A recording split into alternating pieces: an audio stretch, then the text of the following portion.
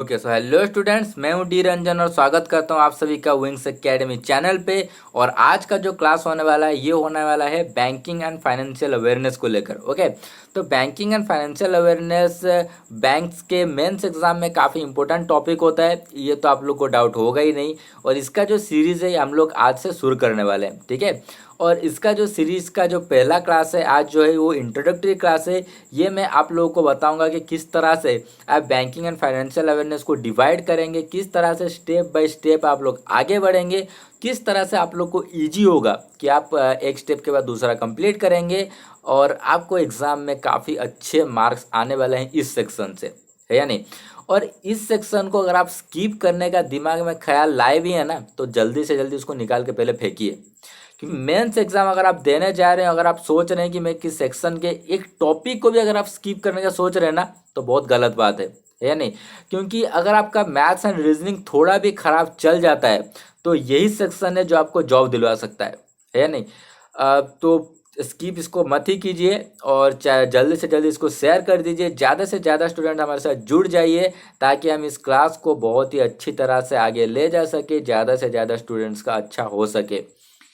Banking and financial awareness का जो section होता है ये इसलिए भी काफ़ी और ज़्यादा इंपॉर्टेंट हो जाता है क्योंकि ये आपके माइंड को रेस्ट देने का काम करता है। 2 घंटे 40 मिनट के मेंस एग्जाम में, क्लरिकल की बात कर रहा हूँ, 2 घंटे 40 मिनट के मेंस एग्जाम में आपका दिमाग के ऊपर काफ़ी जोर पड़ता है, माइंड आपका टायर्ड हो जाता है। कभी कभी छोटा सा क्वेश्चन जो कि आसानी से सॉल्व होना चाहता है उसको भी आपके लिए टाइम लग जाता है। लेकिन बैंकिंग एंड फाइनेंशियल अवेयरनेस आपको टाइम प्रोवाइड करेगा कि आप थोड़ा टाइम तक रिलैक्स कर सके अगर आप अच्छी तरह से इस सेक्शन को करते हैं। लेकिन अगर आप इस सेक्शन को अच्छी तरह से नहीं कर पाते हैं तो प्रेशर यहाँ पे और ज़्यादा बढ़ जाएगा, ठीक है।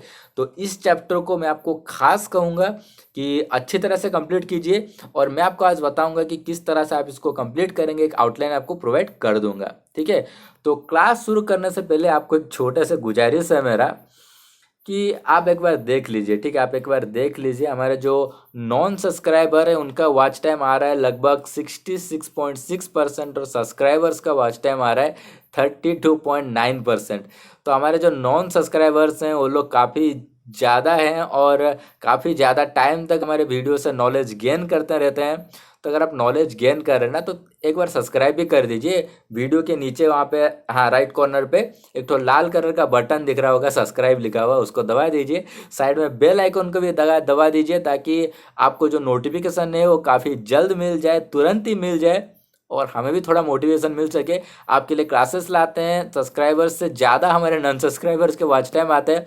तो प्लीज़ हमारे चैनल को सब्सक्राइब कर दीजिए। मैं काफ़ी ज़्यादा बोलता नहीं हूँ सब्सक्राइब करने के लिए। अगर आप अच्छा लगता है आपको क्लासेस तो आप सब्सक्राइब कर सकते हैं, आपको अच्छा नहीं लगता है तो नहीं कर सकते, ऑब्वियस सी बात है। लेकिन हाँ, अगर इस रिजल्ट को देखने के बाद तो मैं पक्का ये कहूँगा कि काफ़ी सारे स्टूडेंट्स हमारे क्लास से नॉलेज ले रहे हैं लेकिन सब्सक्राइब नहीं कर रहे हैं, यार ये गलत बात है, ठीक है। सब्सक्राइब कर दीजिए और हाँ, चलते हैं आज के क्लास शुरू करने के लिए। ओके, सो लेट्स गो।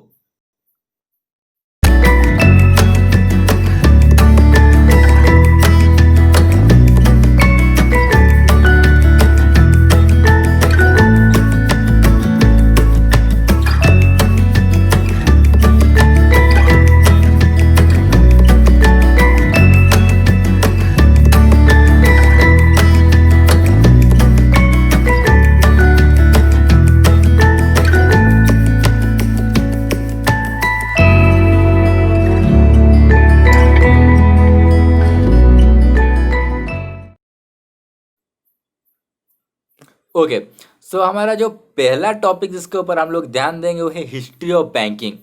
अब कोई भी टॉपिक को पढ़ने के लिए उसका हिस्ट्री जानना बहुत ही ज़्यादा ज़रूरी होता है। अब हम लोग जब 10th में पढ़ते थे मैथमेटिक्स तो उसका हिस्ट्री कोई नहीं देखता था, ये जनरली सबके आ रहा है, मैं भी नहीं देखता था उसका हिस्ट्री। लेकिन आपके लिए आज अगर आप कॉम्पिटिटिव के एग्ज़ाम देने के लिए जा रहे हैं तो आपके लिए हिस्ट्री जानना काफ़ी ज़्यादा इंपॉर्टेंट होता है, चाहे वो कोई भी चीज़ का हिस्ट्री हो।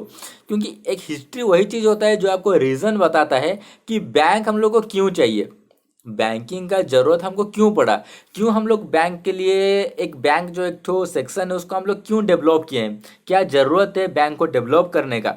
तो ये सब चीज़ें आपको पता चलेगा उसका हिस्ट्री के पढ़ने के बाद। तो बैंकिंग हिस्ट्री के बारे में हम लोग पहले टॉपिक में पढ़ेंगे और उसके बाद हम लोग पढ़ेंगे आरबीआई के बारे में। ओके, तो इंडिया का जो अपेक्स बैंक है जो डिसाइड करता है कि इंडिया के में जो सारे बैंक हैं वो किस तरह से काम करेंगे, वो होता है हमारा RBI, reserve bank of India. इसके बारे में हम लोग पढ़ेंगे कि इसके क्या रूल्स एंड रेगुलेशन है, किस तरह से ये काम करता है, किस तरह से इसके गाइडलाइंस आते हैं और किस तरह से ये जो दूसरे बैंक्स होते हैं उनको कंट्रोल करता है। ओके, इसके अंदर काफ़ी जो आपको repo rate, reverse repo rate, वो वगैरह जो भी है वो आप लोग का दिमाग में अभी से मैं कचरा नहीं डालना चाहता हूँ। जब पढ़ेंगे तो आसानी से क्लियर आपका होते जाएगा। तो अभी आप लोग बस ये ध्यान रखिए कि आपका आरबीआई के सेक्शन में सब आते हैं।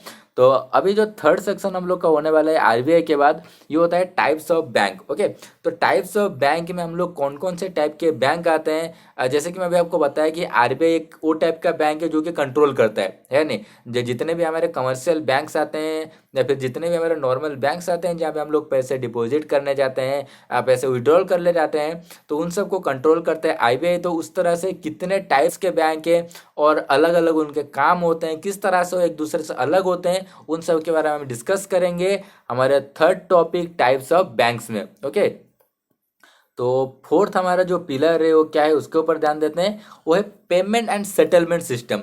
तो बैंक में किस तरह से पेमेंट्स होते हैं, किस तरह से जो लोन का इंटरेस्ट होता है उस किस तरह से वो सब सेटल होते हैं, उन सब का क्या क्या रूल्स एंड रेगुलेशन होता है, क्या गाइडलाइन होता है, किस तरह से एक बैंक जो है वो किसी को लोन देता है, किसी कंपनी को प्रोग्रेस करने के लिए किस तरह से हेल्प करता है। तो ये सब हम लोग जानेंगे पेमेंट एंड सेटलमेंट सिस्टम में। काफ़ी इंपॉर्टेंट है ये वाला सिस्टम। और जो फिफ्थ हम लोग का जो पिलर है वो है फंक्शन ऑफ बैंक्स। ठीक है, तो बैंक किस तरह से फंक्शन करता है, किस तरह से ये काम करता है, किस तरह से इसके जो पैसे के लेन देन है वो सब चलते हैं। हम लोग इसको पेमेंट एंड सेटलमेंट भी थोड़ा पढ़ेंगे और उसके बाद उसको कंटिन्यू करेंगे फंक्शन ऑफ बैंक्स में। ओके, तो हमारा जो अगला सेक्शन है वो है इंडियन फाइनेंशियल मार्केट। अब जाहिर सी बात है, अगर आप लोग इंडिया के बैंकिंग एग्जाम के लिए प्रिपेयर कर रहे हैं तो आपको इंडिया का फाइनेंशियल मार्केट जानना बहुत ज़्यादा इंपॉर्टेंट है। ठीक है या नहीं? तो इंडिया का फाइनेंशियल मार्केट किस तरह का है और क्या क्या इसमें खामियां हैं, क्या क्या इसमें अच्छाई है, किस तरह से ये वर्क करता है, इस सब के बारे में हम लोग जानेंगे इंडियन फाइनेंशियल मार्केट में। ओके, तो यहाँ तक आप हम लोग का जो हो गया वो ज़्यादातर हो गया कि हम लोग अपने बैंक को जानेंगे, अपने बैंक्स के जो काम होते हैं वो किस तरह से होते हैं वो सब जानेंगे, है या नहीं। ये 6 जो टॉपिक्स हैं, ये 6 जो पिलर्स हैं, ये वही बताते हैं कि हमारा बैंक सिस्टम जो है वो किस तरह से काम करता है। और ये पीओ के लिए काफ़ी ज़्यादा और इम्पोर्टेंट बन जाता है क्योंकि ऑफिसर लेवल में इसके बारे में इंटरव्यू में भी क्वेश्चंस आते हैं। ठीक है, तो अगर आप पीओ के लिए भी प्रिपेयर कर रहे हैं या फिर करना चाहते हैं तो इन सब के बारे में ध्यान रखिएगा।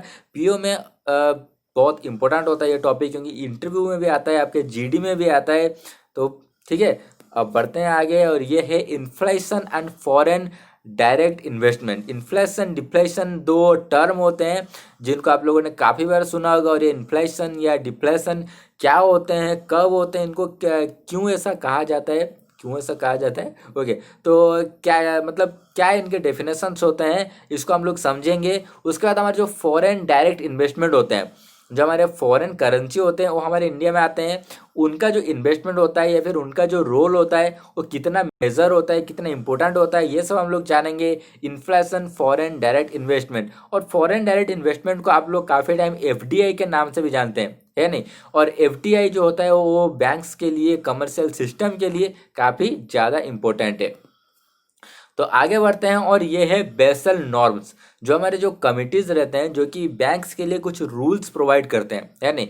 तो रूल्स किस तरह से कौन से बेसिक्स पे आते हैं, उनका ग्राउंड क्या रहता है उन रूल्स का, तो रूल्स के बारे में जानेंगे कि बैंक कौन से रूल्स पे काम करता है। क्योंकि ऐसा तो है नहीं कि बैंक अपने मनमर्जी से काम करने लगे। कोई अगर लोन देने आता है, तो अगर आपको एक एग्जांपल देता हूँ, सपोज आप बैंक्स में लोन लेने गए हैं, तो हर किसी का लोन सैंक्शन नहीं होता है। बैंक्स को लोन देने के लिए कुछ कुछ रूल्स एंड रेगुलेशन का ध्यान रखना पड़ता है, वो सब कुछ आते हैं इन सब में। ओके, तो उस सब के बारे में हम लोग डिस्कस करेंगे। और हाँ, बेसल नॉर्म्स होता है एक ठो चीज़, और एक चीज़ होता है बेसल नॉर्म्स। ओके, तो काफ़ी लोग कंफ्यूज होते हैं कि नॉर्म्स और नॉर्म्स क्या है। नॉर्म्स जो होते हैं वो है आप लोग के फुल फॉर्म।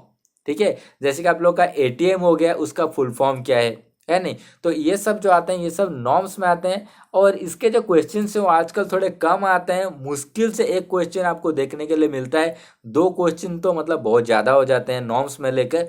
तो आज के लिए इनका थोड़ा क्वांटिटी जो है वो कम आता है एग्जाम में, तो इसको मैं एक पिलर के तौर पर नहीं रखा हूँ, लेकिन ना इसके बारे में हम लोग डिस्कस करेंगे। एक मार्क में आप लोग का जाने नहीं दूंगा, ठीक है।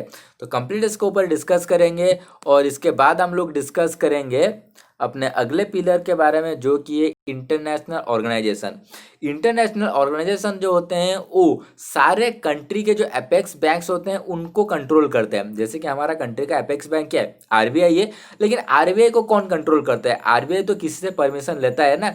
तो वो सब इंटरनेशनल ऑर्गेनाइजेशन होते हैं। जैसे कि आप लोग इंटरनेशनल मॉनेटरी फंड, आईएमएफ के बारे में बोल सकते हैं, वर्ल्ड बैंक के बारे में बोल सकते हैं, ठीक है। आईएमएफ के बारे में आप लोग बोल सकते हैं, आप लोग को वर्ल्ड बैंक के बारे में बोल सकते हैं। तो इन सब के जो बारे में होता है, इन सब ये सब किस तरह से लोगों को, किस तरह से बैंक्स को कंट्रोल करते हैं, उसके बारे में हम लोग पढ़ेंगे इंटरनेशनल ऑर्गेनाइजेशंस में। और हमारा जो आखिरी पिलर है वो है 1000+ एमसीक्यूज। तो आपका जो बेसिक है वो ऊपर के 9 पिलर्स में कंप्लीट हो जाएगा, लेकिन प्रैक्टिस जो है आप क्या क्या पढ़े हैं, किस तरह से पढ़े हैं, कितना आपका नॉलेज माइंड में गया है, करंट अफेयर्स जो जो आप लोग पढ़े हैं उस सब का जो एमसीक्यू का जो गुच्छा होगा वो आ जाएगा आपका 1000+ एमसीक्यूज में। आपका एक भी एमसीक्यू नहीं छूटेगा, आपका टेंशन बिल्कुल ही खत्म हो जाएगा। इसका ये तो 10 पिलर्स हैं, इसको अगर आप टोटली कंप्लीट कर लेते हैं तो मुझे नहीं लगता कि किसी भी प्रकार से आपका जो मेंस एग्जाम है वो इस सेक्शन में खराब जाने वाला है। मैं पूरी कोशिश करूंगा कि आप लोग को समझ में आए अच्छी तरह से, आपके माइंड से बिल्कुल भी ना निकले, ओके। और हाँ, अगर आपको ज़रूरत पड़ता है क्लास जब हम लेंगे, तो अगर आपको ज़रूरत पड़ता है तो हमारे जो बेसिक इकोनॉमिक्स के जो क्लासेस होते हैं मैं थोड़े थोड़े उसको भी ऐड करता रहूँगा। देख के कि स्टूडेंट्स किस तरह से रिस्पॉन्स करते हैं, उसको देखकर मैं इकोनॉमिक्स के क्लासेस भी ऐड करता रहूँगा, ताकि आपके अंदर थोड़ा सा भी जो फाउंडेशन या फिर जो बेसिक अगर आपको कम रह गया होगा तो उसको भी कंप्लीट हो जाए, ठीक है। और हाँ, ज़्यादा से ज़्यादा इसको शेयर कर दीजिए, क्योंकि हम लोग जल्द से जल्द लाइव क्लासेस लाने का सोच रहे हैं। और लाइव क्लासेस लाने के लिए काफ़ी ज़्यादा, जितने ज़्यादा स्टूडेंट हमारे साथ जुड़ेंगे उतना ज़्यादा हम लोग को कॉन्फिडेंस मिलेगा। तो अभी तो लॉकडाउन के चलते थोड़ा प्रॉब्लम हो रहा है लाइव क्लासेस में, लेकिन हाँ, हम लोग बहुत जल्द कोशिश कर रहे हैं कि लाइव क्लासेस लाएं, आपको और ज़्यादा हेल्प करें। लेकिन आपका ये काम बनता है कि जो जो आपके जान पहचान में हो उन सबको ये वीडियो शेयर करें, और चैनल को प्लीज़ सब्सक्राइब करें। यार क्या कर रहे हैं, सब्सक्राइब करें। अगर आप वीडियो को नॉलेज ले रहे हैं तो जैसे कि आप लोग सब्सक्राइब कर दीजिए चैनल को। और हाँ, घर में रहिए, सुरक्षित रहिए। कोरोना के केसेस जो हैं वो दिन ब दिन बहुत ज़्यादा बढ़ रहे हैं, और आज ही हाल ही में 48,000 केसेस आ रहे हैं इंडिया में, जो कि अमेरिका से थोड़ा ही कम है। अमेरिका में भी 60-65 हज़ार आ रहे हैं, अभी इंडिया के भी 50 48,000 के नियरली आ गए। तो घर में रहिए, कृपया करके सेफ रहिए, खुद सेफ रहिए, अपने प्रियजनों को भी सेफ रखिए। तो आज के लिए इतना ही, धन्यवाद।